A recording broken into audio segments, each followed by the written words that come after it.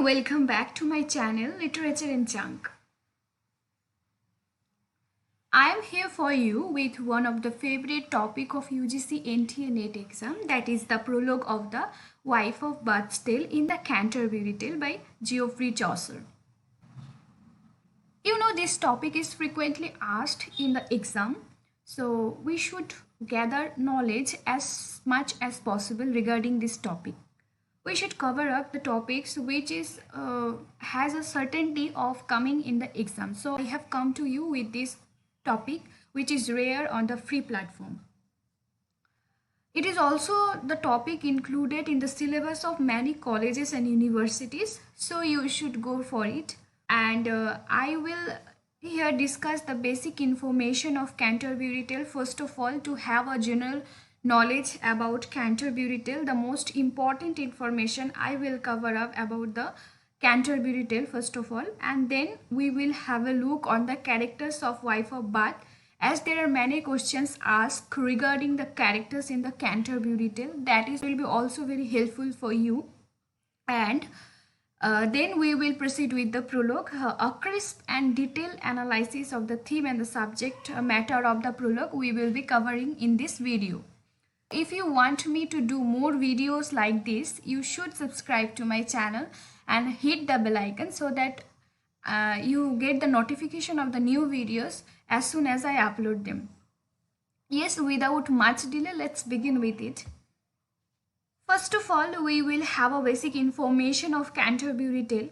We all know that it is written in the Middle English language and also belongs to the unfinished works done by Chaucer. It is also a milestone in the English literature, and side by side it is known as the magnum opus of Chaucer, because Chaucer is mainly known for his grand work Canterbury Tale. It begins to the first person point of view, Chaucer as the pilgrim, but later on the stories we will have from the third person narrative by the pilgrims. The general prologue with which Canterbury Tale begins states that there is a group of pilgrims assembled at the Taverton just outside of London to start their journey. This journey was to Canterbury to visit to the shrine of Martyr Saint Thomas Becket. Harry Bailey is the host of the inn, and the suggestion of a storytelling competition among the pilgrims were suggested by him.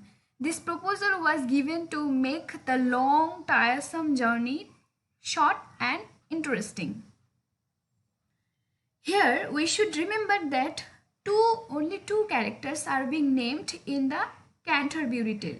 The first one is Chaucer and the second one is Harry Bailey. Other characters are known by their professions only.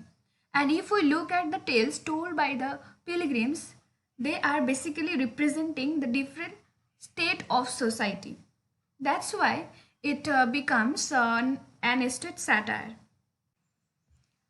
Canterbury Tales consist of 24 tales by the pilgrims, belongs to the different state of society. It was supposed to have 120 tales. Each one of the pilgrims supposed to tell 4 tales, 2 while going and 2 while coming.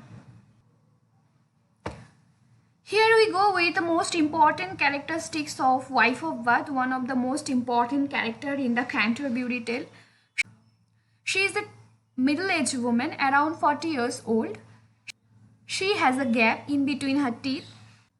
She has a large hat on her head and red stockings.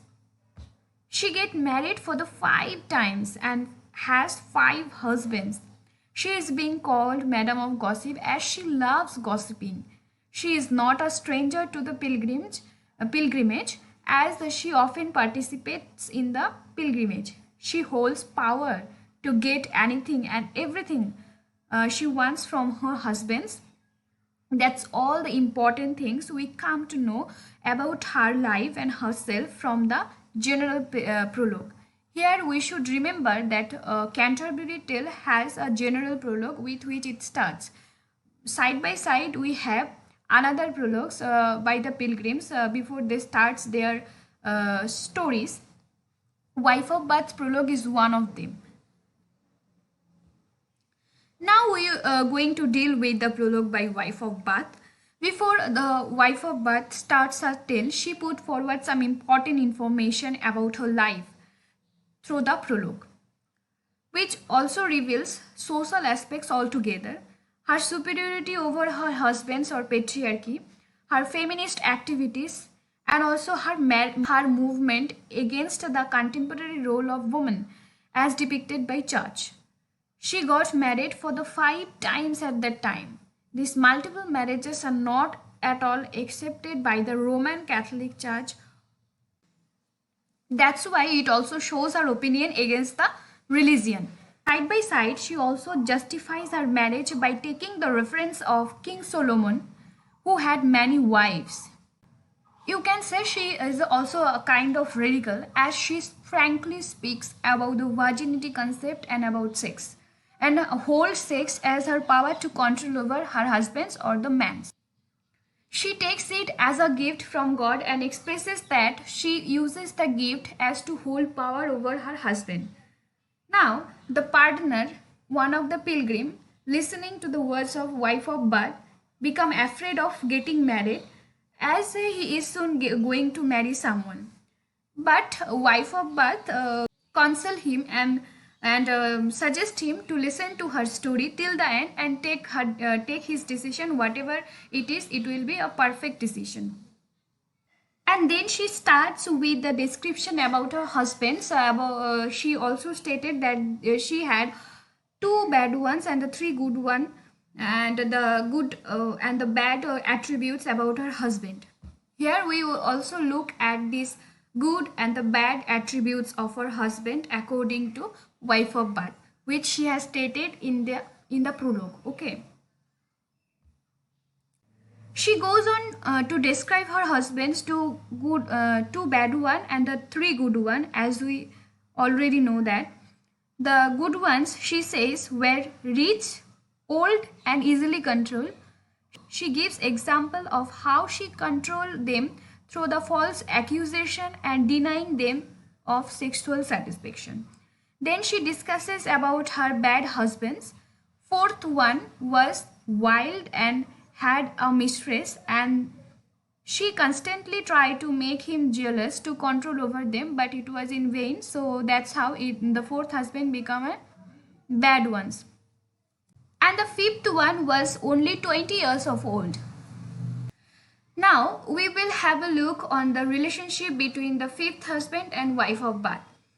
Wife of Bath fall in love with the fifth husband, whose name is Jenkins, at the funeral of her fourth husband, and then she got married, but their marriage was full of conflict, which lead to the deafness of wife of Bath, because Jenkins hit the wife of Bath with one of his book, and that's how their marriage become to an end. Though this marriage was initially a good lovable relationship between them, but they ended at a fight. So that's all for today.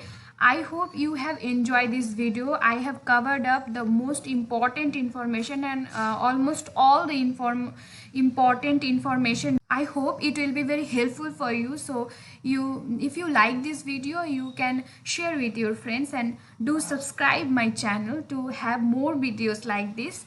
And I will come soon with another video. So till then, take care. Bye bye.